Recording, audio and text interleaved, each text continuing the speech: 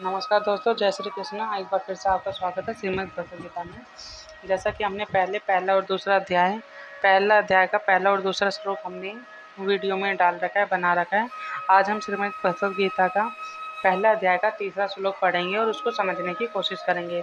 श्रीमद् भगवद गीता ही ऐसी चीज़ है जिससे हमारे जीवन की जितनी भी परेशानी है और जितनी भी जीवन की प्रश्न है, सबका जो है उसका हमें जवाब श्रीमद् भगवद गीता से मिल सकता है। तो आइए बिना समय व्यर्थ किए हुए हम चलते हैं अपने तीसरे श्लोक की ओर। तो हमारा तीसरा श्लोक है, पश्चितानम पांडव पुत्रमाचार्य महिंत चमम बोंडा द्रौपदी त्रेण तब शिष्य धीमतः। इसका मतलब है, भावार्थ है, हे आचार्य, पांडव पुत्रों की विशाल सेना को देखें जिसे आपके बुद्धिमान शिष्य द्रुपद के पुत्र ने इतने कौशल से व्यवस्थित किया है।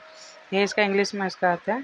दुर्योधन ने कहा, respected teacher, behold the mighty army of the sons of Pandu so expertly arrayed for battle for your own gifted disciple, the son of Draupad।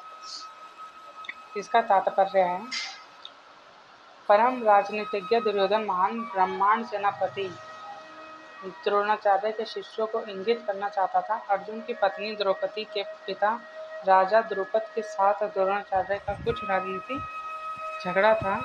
इस झगड़े के फलस्वरूप द्रुपद ने एक महान यज्ञ संपन्न किया जिससे उसे एक ऐसा पुत्र प्राप्त होने का वरदान मिला जो द्रोणाचार्य का वध कर सके।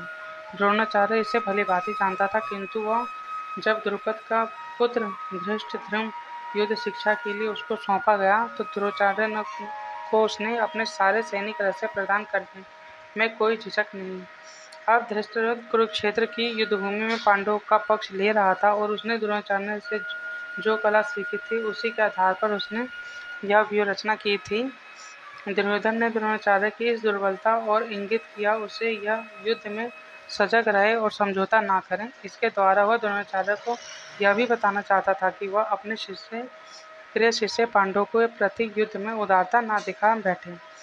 विशेष रूप से अर्जुन उसका अत्यंत प्रिय और तेजस्वी शिष्य था। दुर्योधन ने कहा, यह भी चेतावनी दी कि युद्ध में इस प्रकार की उदारता